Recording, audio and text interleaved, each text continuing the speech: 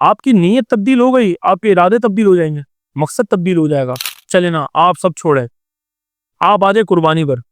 بھائی جناب بکرا عید ہے، اللہ نے آپ کو پیسہ بھی دیا ہے، آپ نے اپنے شوق کے مطابق جو ہے نا، آپ نے کہا کہ یار میں جانور لے کر آیا ہوں 6-7 لاکھ روپے کا، بڑا خوبصورت گلابی نسل کا آپ جانور لے کر آئے، اور آپ کی نیت تھی کہ میں اسے اللہ کی راہ میں قربان کروں گا۔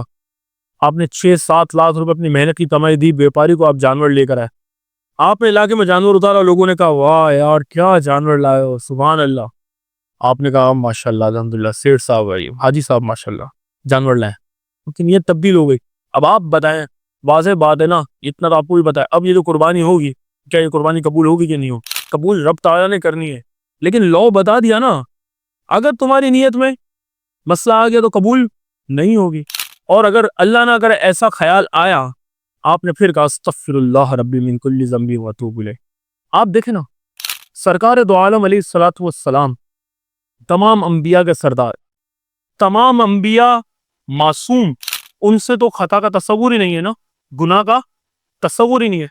سرکار دو عالم علیہ الصلوۃ والسلام 70 مرتبہ استغفار فرمایا کرتے تھے، حالانکہ رسول اللہ علیہ الصلوۃ والسلام سے تو یہ تو محال ہے نا کہ آپ کی نیت تبدیل ہو جائے، محال ہے، ہو ہی نہیں سکتا۔